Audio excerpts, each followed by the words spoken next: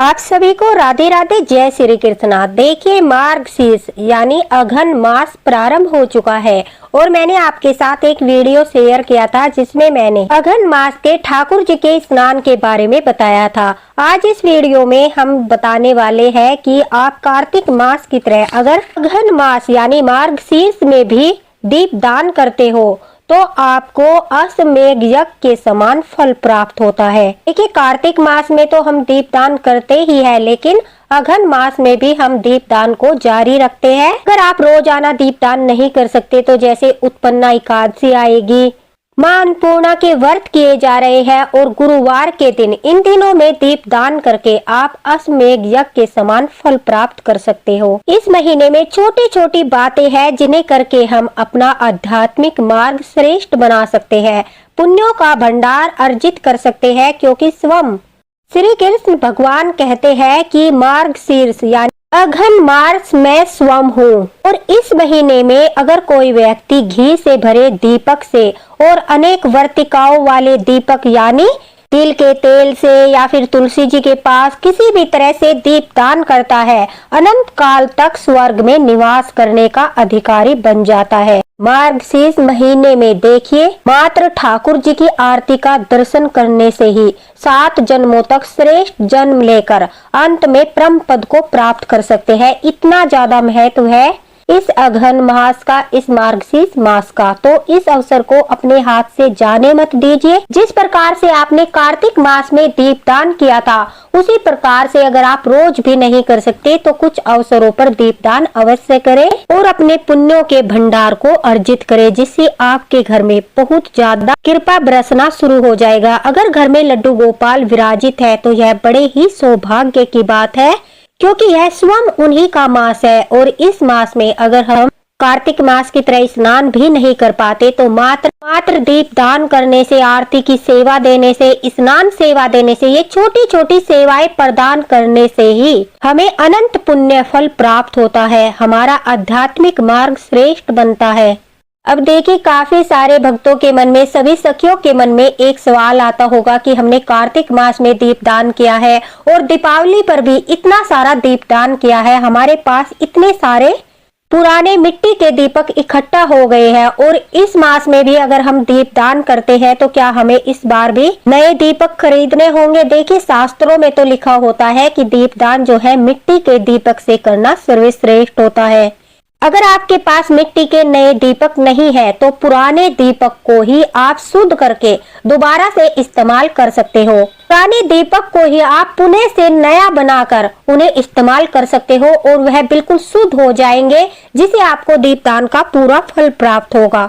उसकी छोटी सी विधि भी मैं आपके साथ शेयर कर रही हूँ, ताकि आपके पास जितने भी पुराने दीपक है उन सबको आप इकट्ठा करके, शुद्ध करके, पुनः से दीपदान करके जो है मार्गशीर्ष में दीपदान का फल प्राप्त कर सकते हो। इससे आपके पैसे भी बचेंगे, आपको ज्यादा मेहनत भी नहीं करनी पड़ेगी और सामर्थ्य के अनुसार आप जो है अपनी इच्छा के अनुसार जितने चाहो दीपदान कर सकते हो। क्योंकि हमारे घर में दीपावली के, कार्तिक मास के बहुत सारे पुराने दीपक मिल जाएंगे। अब देखिए, जैसा कि वीडियो में आप देख रहे हो, उन सभी पुराने दीपक को आप इकट्ठा कर लीजिए। देखिए, उन्हें अच्छे से साफ कर लीजिए, जैसा कि मैंने सभी अपने पुराने दीपक इकट्ठा करके साफ कर लिए हैं। आपके पास जितने भी दीपक है उन सभी दीपक को आप दोबारा से नया और शुद्ध कर सकते हो। इसमें आपका कोई भी खर्च नहीं लगेगा और किसी प्रकार की कोई समस्या भी नहीं होगी।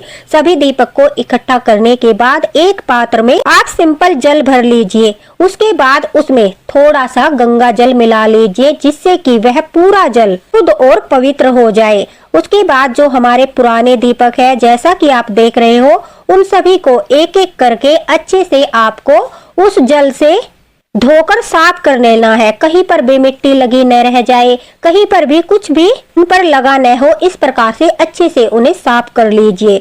उन्हें एक एक दीपक को साफ करके पात्र में रख लीजिए। यह था दीपक को शुद्ध करने का पहला स्टेप। उसके बाद देखिए आपको क्या करना है। जहाँ पर हम रसोई घर में खाना बनाते हैं, वहाँ पर हमें गैस पर इनको रखकर पवित्र करना है। शास्त्रों में भी लिखा है, जो वस्तु अग्नि के संपर्क में आती है वो शुद्ध और पवित्र हो जाती है। इसलिए गंगा जल में धोने के बाद आपको अपने दीपक को, जैसा कि आप वीडियो में देख रहे हो, 3-3, 2-2 दीपक करके इस तरह से आपको अपने गैस पर रखने हैं। फिर उन पर तेज अग्नि से कम 1 या 2 मिनट तक उन्हें अग्नि में ही रखना है। उन पर आंच लगानी है अच्छे से, ताकि वो अग्नि के संपर्क में आकर शुद्ध और पवित्र हो जाए। अग्नि इतनी पवित्र होती है कि अग्नि के संपर्क मात्र से ही कोई भी वस्तु शुद्ध और पवित्र हो जाती है। अगर गंगा जल में धोकर हम पुराने दीपक को अग्नि के संपर्क में लाते हैं तो वो पुनः से नए और शुद्ध हो जाते हैं। दोबारा से वो पूजा करने योग्य और दीपदान करने योग्य हो जाते हैं। काफी सारी सखियां हैं जो गाँव में चूल्हे वगैरह पर खाना बनाती है, तो खाना बनाते समय वो अपने पुराने दीपक को, जो चूल्हे वगैरह में राख होती है, उस राख में, गर्म राख में डाल देती है। और यह प्रक्रिया काफी सारी सखियां करती है, क्योंकि उनको पता है कि जो अग्नि होती है उसके संपर्क में आने से हमारे दिए शुद्ध और पवित्र हो जाते हैं, जिन्हें हम पुनः से यानी दोबारा से इस्तेमाल कर सकते हैं। तो अगर आपके पास अंगीठी है या फिर आप इस तरह से चूल्हे वगैरह पर खाना बनाते हो, गाय के उफले है, तो फिर आप जो है अंगारी करने के बाद उसमें भी दीपक को डालकर जब तक वो ठंडे न हो जाए, उस प्रकार से आप जो है उन दीपक को शुद्ध कर सकते हो।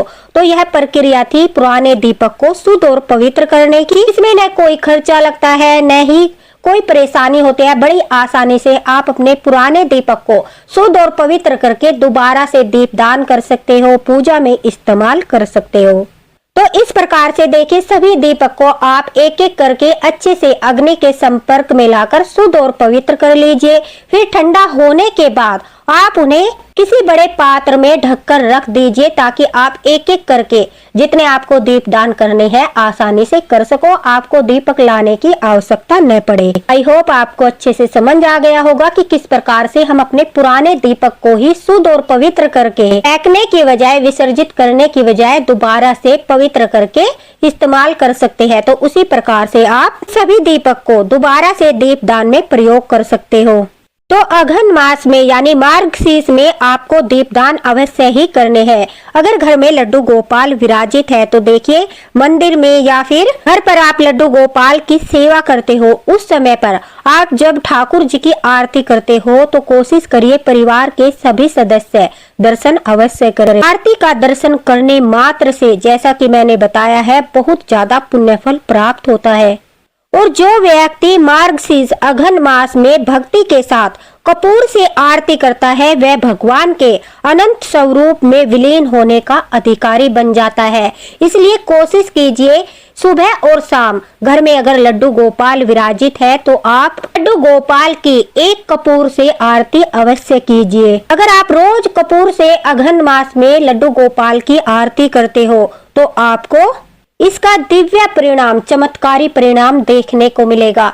इसमें कोई दिक्कत वाली बात नहीं है, आप आराम से यह आरती कर सकते हो, क्योंकि कपूर जो है वो सभी के पास उपलब्ध होता है। जब आप सुबह के समय आरती करो या शाम के समय आरती करो, उस समय दिए में एक कपूर रखकर उससे आरती कीजिए। इससे भगवान श्री कृष्ण लड्डू गोपाल बहुत जल्दी जागृत होते हैं, प्रसन्न होते हैं। और हम सभी को पता है कि कार्तिक मास में देव उठनी एकादशी आती है, उसके पश्चात सभी देव जागृत हो जाते हैं, भगवान विष्णु जागृत होते हैं, और फिर यह मार्गशीर्ष अघन मास आता है, जिसमें वो भक्तों पर अपनी भरपूर कृपा बरसाते हैं। यदि आपसे मंत्र आते हैं तो मंत्र के साथ आप जो है पूजा पाठ कीजिए, आरती कीजिए। बिना मंत्र के भी आप कपूर जलाकर सिर्फ ओम दामोदराय नमः, ओम दामोदराय नमः, ओम दामोदराय नमः, इस प्रकार से मन में इस मंत्र का, जो बहुत ही आसान है, इस मंत्र का जाप करते हुए आप सारी पूजा की विधियां कीजिए। कपूर से आरती करना हो गया, दीपदान करना हो गया, ये सब आप ओम दामोदराय नमः के द्वारा कर सकते हो। देखिए, अघन मास में मार्गशीर्ष में कपूर का दीपक जो लड्डू गोपाल के लिए करता है, कपूर के दीपक से उनकी आरती करता है, उसे महान यज्ञ करने के समान फल प्राप्त होता है। वह अपने कुल को और भी ऊंचा उठाता है। इतना बड़ा महत्व है कपूर से आरती करने का।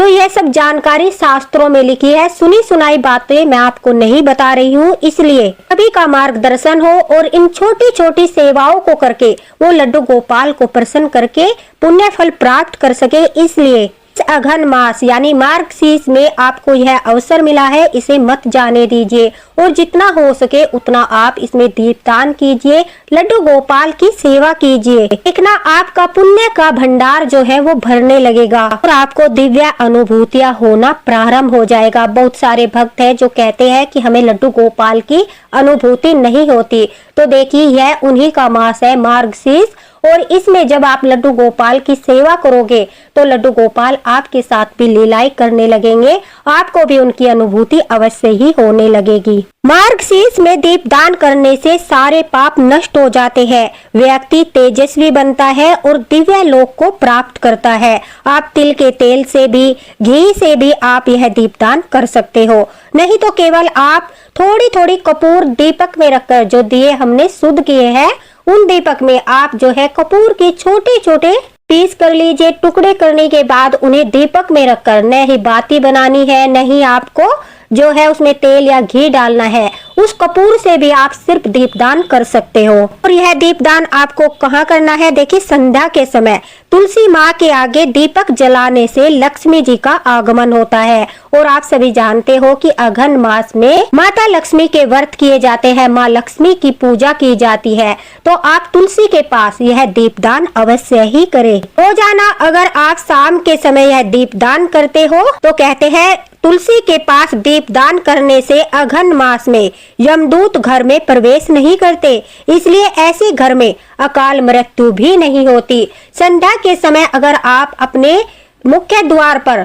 दीपदान करते हो तो उससे भी यमदूत घर में प्रवेश नहीं करेंगे और आपके घर में अकाल मृत्यु भी नहीं होगी, यानी आपको इतना बड़ा पुण्य फल मिलता है। इसलिए दोस्तों, जो दीपदान आप कार्तिक में करते हो वो मार्गशीर्ष अघन मास में भी करते रहिए। और यह दीपदान आप जो है तुलसी जी के पास, आंवला के पेड़ में, पीपल के पेड़ के नीचे, मंदिर में, जहाँ भी संभव हो, जहाँ जहाँ आप कर सकते हो इस दीपदान को अवश्य कीजिए। तुलसी की लकड़ी का दीपदान भी बहुत ही ज्यादा पुण्य फल प्रदान करता है। जैसे कार्तिक मास में हमने तुलसी की लकड़ी का दीपदान किया था, तो आप एक दीपदान जो है तुलसी की लकड़ी का अघन मास में लड्डू गोपाल के सामने अवश्य कीजिए।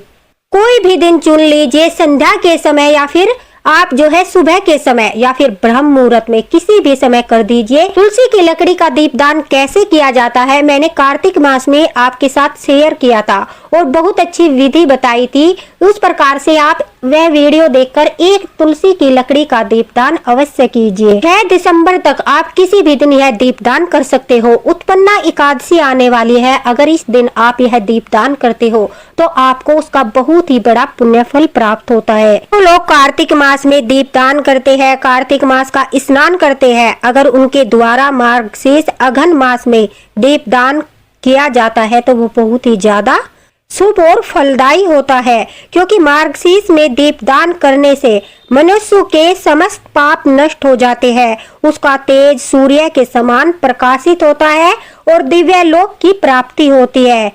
यह सब शास्त्रों में लिखा गया है। मैं फिर से बता रही हूँ, अगर आपके पास तिल के तेल या घी की व्यवस्था नहीं है, आपकी क्षमता नहीं है, केवल कपूर का दीपक जलाकर आप दीपदान कर सकते हो, क्योंकि भगवान कपूर दीपदान का भी पूरा फल प्रदान करते हैं।